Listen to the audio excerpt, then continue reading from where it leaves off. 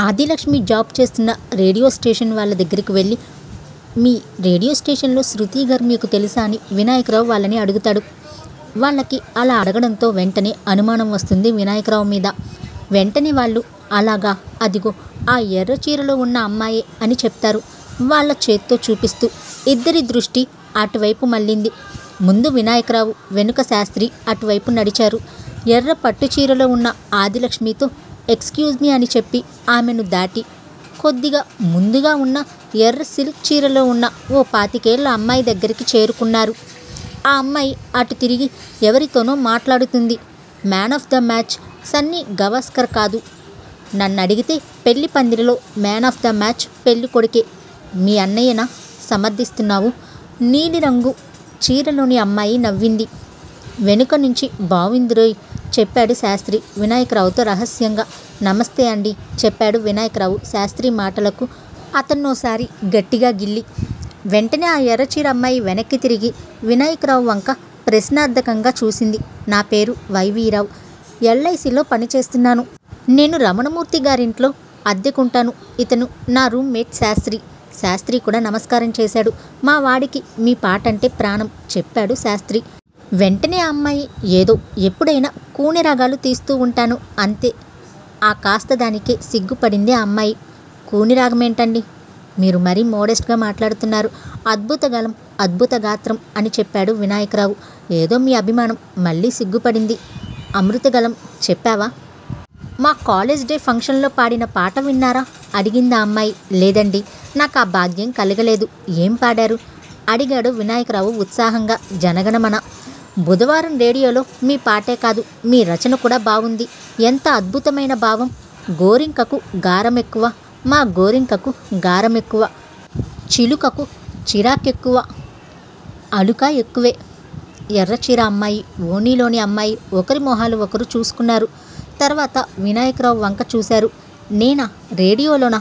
చిలక గోరింకల పాట ఇంపాసిబుల్ చెప్పిందా అమ్మాయి. అదేమిటి, మీరు కుమారి శృతి కదా? నా పేరు సరోజిని. పెళ్ళికి నిన్ననే నర్సారావుపేట నుంచి వచ్చానిక్కడికి. నేనెప్పుడు రేడియో స్టేషన్ మొహం కూడా చూడలేదు. సారీ అండి. మీరే గాయని కుమారి శృతి అని ఎవరో చెప్పారు. జోకై ఉంటుంది. ఇంతసేపు మాట్లాడితే కానీ నీవు గ్రహించలేకపోయావు. నేను ఆ అమ్మాయి కంఠం వినగానే తెలుసుకున్నాను కుమారి శృతి వేరే అయి ఉంటారని. ఆ కంఠంలోని ఆ సోయగం, ఆ రాగం, తీయదనం ఈవిడ కంఠంలో ఎక్కడివి చెప్పాడు శాస్త్రి. ఇద్దరు ఆడపిల్లలు అతని వంక కొరకొరా చూశారు. మా వాడికి ఉన్నమాట ఉన్నట్లుగా అనడం అలవాటు. మరీ ముక్కుసూటి మనిషి మీరేం అనుకోకండి. అన్నట్లు మీ కంఠంలో కూడా సోయగం, రాగం, తీయదనం మేళవించి ఉన్నాయి. పాటలు పాడటానికి ప్రయత్నించండి. కోపంగా తల తిప్పుకుంది సరోజిని. ఇద్దరు మళ్ళీ ఆల్ ఇండియా రేడియో వాళ్ళ కోసం చూశారు. కానీ వాళ్ళ పందిట్లో ఎక్కడ వాళ్ళెవరూ కనిపించలేదు. ఎర్రచీర కట్టుకున్న అమ్మాయి. ఆ అమ్మాయి కోసం చూశారు. 4-5 దాకా ఉన్నారు. వాళ్ళ దగ్గరికి వెళ్ళి శృతి అని నెమ్మదిగా పిలిచారు. ఎవరు తల తిప్పి చూడలేదు. పెళ్లికి వచ్చిన రమణమూర్తి బంధువుల్లో ఒక అబ్బాయి ఆదిలక్ష్మి వంక దూరం నుంచే చూడసాగాడు. ఆదిలక్ష్మిని పిలిచి కాఫీ కావాలని, మంచినీళ్లు కావాలని పలకరించసాగాడు. ఆమె సిగ్గుపడసాగింది. ఈసారి పెళ్లి పందిట్లో మనమిద్దరం కలిసేది ఎప్పుడో తెలుసా? పెళ్లిపీటల మీదే నవ్వాడతను. పో బావా సిగ్గుపడింది ఆదిలక్ష్మి. ఏరా కావుడు, మీ నాన్న కనబడడే అడిగాడు రమణమూర్తి ఆ కుర్రాన్ని. ముహూర్తానికి రాలేను, రాత్రి భోజనాలకి వస్తానని చెప్పమన్నాడు మావయ్య కామేశ్వరరావు చెప్పాడు. ఈ సినిమా వాళ్లతో వచ్చిన గోళ ఇదే విసుక్కున్నాడాయన. పెళ్ళి బాగా జరిగింది మావయ్య చెప్పాడు కామేశ్వరరావు. నువ్వు ఇప్పుడేం చేస్తున్నావు అడిగారాయన. కెమెరా డిపార్ట్మెంట్లో పనిచేస్తున్నాను. నీవు ఆ మేళంలో చేరావా? హాయిగా ఏ స్టేట్ బ్యాంకులోనూ ఉద్యోగం చేయకూడదట్రా? ఎదుగు బొదుగు లేని జీతం మావయ్య. సినిమా ఫీల్డ్ అయితే డబ్బు బాగా వస్తుంది. పైగా నాన్న స్వంతంగా సినిమా తీయాలని అనుకుంటున్నారు. హూల్ ఉంటుంది శాస్త్రి చెప్పాడు వినాయకరావుతో. భోజనాలకి ఇంకా చాలా టైం ఉంది. గండిపేట వీరుడు సినిమా చూసొద్దాం పద. అది చెత్తగా ఉందంట. అందుకే ఇంటర్వెల్ దాకా చూసి ఇక్కడికి భోజనాల టైంకి రావచ్చు. సినిమా రికార్డులు కూడా లేవు. వింటూ కాలక్షేపం చేద్దామంటే ఇదేం పెళ్ళో. పోనీ నాచారం నీచోపాయంకి వెళదామా? అది పాముల సినిమా. ఇంకా కంపు. ఇదే బెటర్. సరే పద. ఇంకో దానికోసం వేచి ఉన్నప్పుడు మరొకటి జరగడమే జీవితం అంటే. అమ్మాయి మంగళహారతి పాడమ్మా. అన్న మాటలు ఇద్దరూ విన్నారు. ఆదిలక్ష్మి హారతి వెలిగించిన పళ్ళెం పట్టుకుని అక్కా బావల దగ్గరికి నడవడం కూడా ఇద్దరు చూశారు. కానీ గండిపేట వీరుడు సినిమాకి కదిలారు. వాళ్ళు దూరమైన కొన్ని క్షణాల్లోనే ఆదిలక్ష్మి పాట అందుకుంది. మంగళహారతిలివియే గైకొనుమ, బయటకి వెళ్ళకపోతే అది వినగానే పాట పాడేది కుమారి శృతి అని వినాయకరావు ఇట్టే గ్రహించి ఉండేవాడు. కానీ అలా జరగపోవడానికి కారణం ఇంకో దానికోసం వేచి ఉన్నప్పుడు మరొకటి జరగడమే జీవితం అంటే. కనుక ఇంటర్వెల్లో ఇద్దరు బయటకు వచ్చాక శాస్త్రి సినిమాలో చేసిన ప్రతి ఒక్కరిని పేరు పేరున తిట్టసాగాడు. ఇంటికి నడుస్తూ ఆఖరికి ఆఫీస్ అకౌంటెంట్, లారీ డ్రైవర్లని కూడా పేర్లు పెట్టి తిట్టడంతో అడిగాడు వినాయకరావు ఆశ్చర్యంగా. వాళ్ళిద్దరి పేర్లు నీకెలా తెలుసు పిచ్చివాడ? సినిమా మొదలవడానికి ముందు టైటిల్స్ ఎందుకు చూపిస్తారనుకున్నావు? అది నచ్చకపోతే ఆ సినిమాకి కారణమైన వాళ్ళందరినీ తిట్టుకోవడానికే. కొన్ని పేర్లు చెప్పు, కాసేపు నేను తిడతాను చెప్పాడు వినాయకరావు. ఇద్దరు పెళ్ళింటికి వచ్చేసరికి బుర్రకథ చెప్పే డ్రెస్లో ఒక అతను ఉన్నాడు. ఆయన చుట్టూ చేరారు దాదాపు 100 మంది. ఆయన నాదకర్ణి అనే సినిమా డైరెక్టర్. నా బావ బుర్రకథ వినిపిస్తాడట పరిచయం చేశాడు రమణమూర్తి. ఆయన పక్కనే కామేశ్వరరావు కూడా అదే డ్రెస్లో ఉన్నాడు. బుర్రకథ అనగానే అల్లూరి సీతారామరాజుతో, పుత్తడి బొమ్మ పూర్ణమ్మదో అనుకుంటారు చాలామంది. ఇది అలాంటిదేం కాదు. మన నాగరికంలో బుర్రకథలకి పనికొచ్చేవి ఎన్నో ఉన్నాయి. మేం అలాంటివే చెప్తూ ఉంటాం. ఇప్పుడు మీకు చెప్పబోయేది రిలయన్స్ వరల్డ్ కప్ గురించి. దీనికి ఐడియా ఇచ్చింది ఓరుగంటి కమలాకర్ రావు అని శ్రీకాకుళంలో విశాఖ గ్రామీణ బ్యాంకులో పనిచేసే ఈయనే. కమలాకర్ రావుని పరిచయం చేశాడాయన. వెంటనే ఉత్సాహవంతులు గట్టిగా ఈలలు వేశారు. వినరా భారత వీరకుమార, విజయము నీదేరా తందాన తాన. అది బొంబాయి నగరంలోని రిలయన్స్ కంపెనీ. ధీరుభాయ్ అంబానీ అనే పారిశ్రామికవేత్త భారతదేశంలో మొట్టమొదటి రిలయన్స్ వరల్డ్ కప్కి పోటీని ఏర్పాటు చేయదలిచాడు.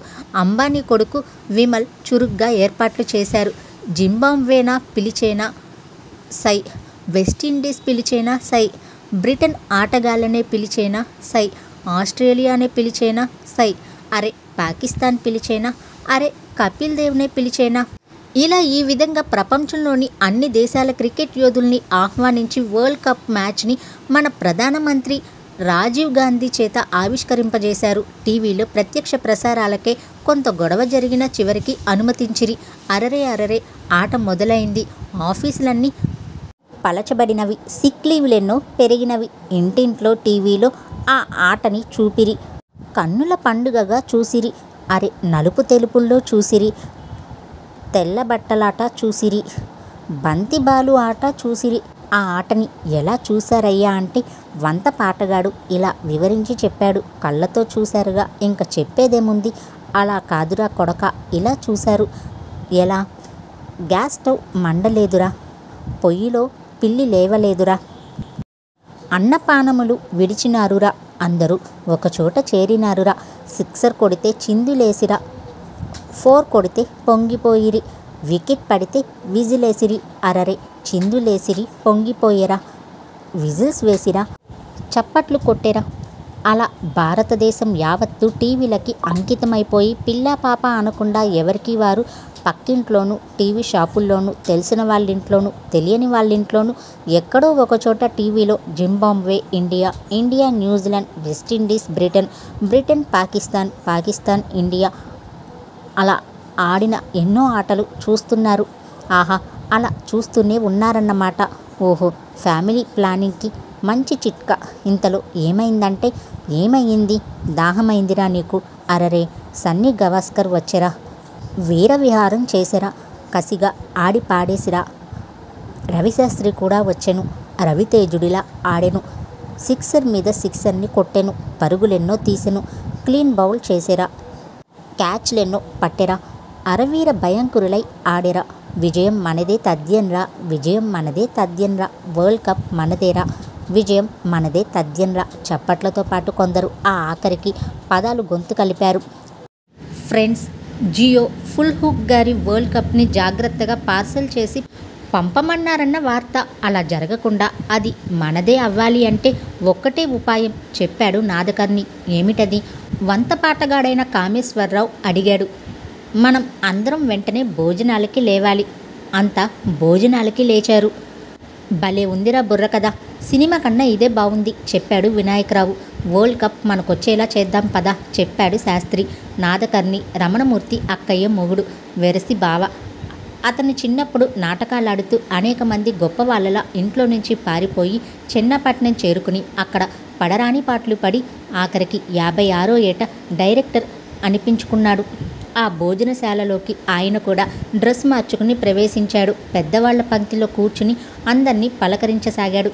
ఆయన తెలిసిన వాళ్ళని తెలియని వాళ్ళని అందర్నీ పలకరించాడు. సినిమాల్లో డైరెక్టర్గా పనిచేస్తున్నాననే భేషణం ఆయనలో అధికంగానే కనిపించింది. మధ్యాహ్నం 3:30 దాకా బాలయ్యతో షూటింగ్.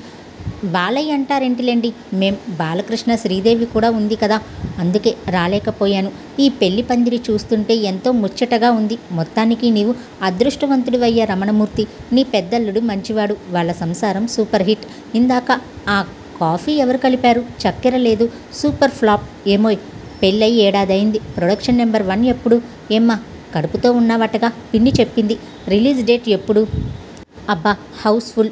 ఈ డిన్నర్కి వచ్చినంత కలెక్షన్ నా కొత్త సినిమాకి వచ్చి ఉంటే మా పెద్దబ్బాయిని సీడెట్ ఇచ్చాం, చిన్నబ్బాయిని రాయలసీమ, ఆఖరి అబ్బాయిని నైజాం ఇవ్వాలనుకుంటున్నాం. అంటే మా రమణమూర్తి రెండో కూతురు ఆదికి ఈ దోసకాయ క్లాస్కి బాగానే పట్టేలా చేశారు. లడ్డూలు ఏమాత్రం పెళ్లిలో అయినా మాస్ కోసమే బాగుంది.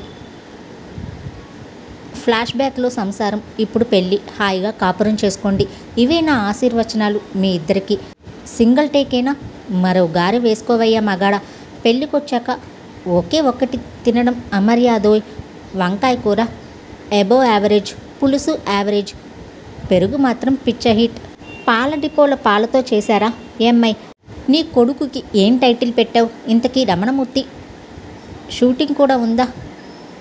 ఆయన సినిమా భాషలో మాట్లాడడానికి అలవాటు పడిపోయి 1000 అడుగుల డైలాగ్లో 500 అడుగుల సినిమాల మాటలు, అవి ఇంగ్లీష్వి ఉపయోగిస్తూ ఉంటాడు. షూటింగ్ ఏంటి అడిగాడు రమణమూర్తి. అదేనయ్యా మగాడ, శోభనం రేపు ఉదయం 12:30కి. శోభనం ఎక్కడైనా రాత్రిళ్ళు ఏర్పాటు చేస్తారు, పగల? ఆశ్చర్యపోయాడాయన. మంచి ముహూర్తం పగలే ఉందన్నారు శాస్త్రులు గారు. ఆయన ఇది అశాస్త్రీయం కాదన్నారు. వాళ్ళకిద్దరు పిల్లలు పుట్టాక అతగాడు ఆపరేషన్ చేయించుకున్నట్లున్నాడు. అవును, ఇంకెందుకు శోభనం? పెళ్లి తర్వాత శోభనం చేయాలని శాస్త్రం చెబుతోంది కాబట్టి. కట్ చేస్తే మా వాడి పెళ్లి గురించి కూడా రేపు నేను వెళ్ళేలోగా ఓసారి మాట్లాడుకుందాం. నేనే ఆ మాట చెప్దాం అనుకుంటున్నాను బావా, చెప్పాడు రమణమూర్తి. నా షూటింగ్కి క్లాప్ రాకుండా ఉండాలంటే జనవరిలో ముహూర్తాలు చూడటం బెటర్. ఈ పిక్చర్ ఫినిష్ అయిపోతుంది, నెక్స్ట్ పిక్చర్కి స్టోరీ డిస్కషన్ చేసుకుంటాను. అలాగే ఈ హడావిడి రేపటికి తగ్గిపోతుంది, నింపాదిగా మాట్లాడుకుందామన్నాడు రమణమూర్తి. వంటకాల్లో ఏదో ఎస్జీ కాదు, అది పెళ్ళికి కూడా ఈ వంట వాళ్ళనే మాట్లాడు. అలాగే అన్నాడు రమణమూర్తి. సీడెడ్ అన్నిటికీ బంగారమే. ఇక్కడ నా కాల్ షీట్ అయిపోయింది, మళ్ళీ రేపు కలుద్దాం. నీదంతా ఎప్పుడు హడావిడే. 30 రోజుల్లో సినిమా తీసి చూడు, నీకే తెలుస్తుంది, నవ్వాడాయన. అందరి భోజనాలు అయ్యాక ఆదిలక్ష్మి తమలపాకులు, ఎర్రసున్నం, త్రివేణి ఒక్క పొడి ఉన్న స్టీల్ పళ్ళాన్ని అందరి దగ్గరికి తీసుకుని వెళ్ళసాగింది. కామేశ్వరరావు దగ్గరికి కూడా. నీవు కిల్లి కట్టివు, ఎలా ఉంటుందో చూస్తాను అడిగాడు కామేశ్వరరావు నవ్వుతూ. ఓ మాట అడగనా అడిగింది ఆదిలక్ష్మి కిల్లి కడుతూ. జర్దా అలవాటుందా అని. సినిమా వాళ్ళలో చాలామందికి అది లేనిదే పని చేయలేరు. నేను సినిమా వాన్నే మరి. నాన్న చెప్పినట్లు నీవు శుభ్రంగా ఉద్యోగం చేసుకోవచ్చు కదా. ఆ సినిమా ఇండస్ట్రీలో ఎందుకు ఉంటావు? ఉంటే నాకు ఇష్టం లేదు. పెళ్ళి కాకుండానే సాధింపు మొదలెట్టావా? ఇలాంటివి నా దగ్గర పనికిరావు. కనీసం గోపాల్ రెడ్డి దగ్గరైనా నేను అసిస్టెంట్గా పని చేసినా నాకు చాలు. అవుట్డోర్లకి వెళ్తూ ఉంటావు, నన్ను తీసుకుని వెళ్ళడం కుదరదు. పైగా జర్దా వేసుకోవాల్సి వస్తుంది షూటింగ్ ఉన్నప్పుడల్లా. పోనీ వేణుల ముక్కు పొడం అలవాటు చేసుకోనా? నాకు పొగాకు వాసన ఏ రూపంలోనైనా పడదు. ఎల్ఐసిలో చేరతావా? అప్లికేషన్స్ తెప్పిస్తాను. మెడ్రాస్లో కెమెరా డిపార్ట్మెంట్ విడిచిపెట్టి ఇంకేం పని చేయలేను. నీకు మందు అలవాటుందా? డ్రగ్సా? చీ, మందంటే లిక్కర్. ఏదో ఎప్పుడైనా. అమ్మాయి తమలపాకులు పట్రామ్మా. మీ అంతట మీరే తాంబూలాలు పుచ్చుకోకూడదు, పెద్దలున్నాం నవ్వాడు నాగకర్ణి. వెంటనే ఆయన దగ్గరికి వెళ్ళింది ఆదిలక్ష్మి. మర్నాడు ఉదయం శోభనపు హడావిడి పిల్లలందరినీ మార్నింగ్ షోకి తీసుకుని వెళ్లే బాధ్యత ఆదిలక్ష్మి మీద పడింది. ఆ సాయంత్రం తల్లితో చెప్పింది ఆదిలక్ష్మి. కాముడికి నాకు నిశ్చితార్థం అనుకుంటున్నారు నాన్నగారు. నాదకర్ణి ఆ సినిమా వాళ్లతో తిరిగే కాముడు నాకొద్దమ్మా, అలా అంటే ఎలాగే? చిన్నప్పటి నుంచి అనుకున్న మాటేగా. నాన్నగారికి సంగతి తెలిస్తే చిందులేస్తారు. నేను కాముణ్ణి చస్తే చేసుకోను. ఎందుకని? పెళ్ళయ్యాక జరగచ్చునే. తన భయాలన్నీ తల్లికి వివరించింది. కొన్ని పత్రికల్లో తను చదివి అనేక వదంతుల్ని ఉదాహరణగా చదివి చెప్పింది. ఇంతకాలం ఎందుకు చెప్పలేదు అడిగింది కనక మహాలక్ష్మి. వదంతులని ప్రచారం చేయకూడదని. అది కాదు, కాముడి సంబంధం నాకు ఇష్టం లేదని. అలా చెప్తే ఇండైరెక్ట్గా నాకు ఈ పెళ్లి చేయండి అని గుర్తు చేస్తున్నారనుకుంటారని. రేపు తిథి నక్షత్రం బాగుందన్నారు ఇందాకే. మర్నాడు ఉదయం కనక మహాలక్ష్మి భర్తతో చెప్పింది. ఇవాళ తాంబూలాలు అనుకుంటున్నామా? అమ్మాయికి ఇబ్బంది వచ్చి పడింది. మరో 5 రోజుల దాకా కుదరదు. అయ్యో, వాళ్ళు 5 రోజులు ఆగరే? ఎలా? ఇంకోసారి చేద్దాం. ఆయనకి చెప్పండి. నిజమే, మనం మాత్రం ఏం చేయగలం? ఆ విధంగా ఆదిలక్ష్మి తాంబూలాలని తాత్కాలికంగా ఆపగలిగింది. పెళ్ళైన 4వ రోజు రాత్రి బస్లో పిల్లలతో రాజమండ్రి బయలుదేరారు స్వరాజ్యలక్ష్మి వెంకటేశ్వర్లు. లెక్క చూసుకుంటే రమణమూర్తి చాదస్తానికి అంటే శాస్త్రీయ వివాహానికి 24,000 రూపాయలు ఖర్చయింది. కట్నం ఖర్చు తప్పింది, కానీ మిగతా అంతా పెళ్లిలా చేశాం చెప్పింది కనక మహాలక్ష్మి. నీ బొంద, పెళ్లిలా ఏంటి? పెళ్ళే చేశాం. వాళ్ళకి ఇదివరకే పెళ్ళయింది కదండి. మన అమ్మాయిని వెంకటేశ్వర్లు ఉంచుకోవడం అయింది ఇంతకాలం. ఇప్పుడు పెళ్ళై భార్యాభర్తలయ్యారు. శివశివ, అవేం మాటలండి? అందుకేగా ఇంత ఖర్చు చేసింది. పోన్లే, కన్యాదాన ఫలం దక్కింది, అంతే చాలు. ఇక ఆదిని కూడా ఓ ఇంటిదాన్ని చేస్తే మనం గట్టెక్కినట్లే. కృష్ణారామ అనుకుంటూ కాలక్షేపం చేయొచ్చు. మనం శైవులం. శివశివ అనుకుంటూ కాలక్షేపం చేయాలి కసిరినట్లు చెప్పాడు రమణమూర్తి.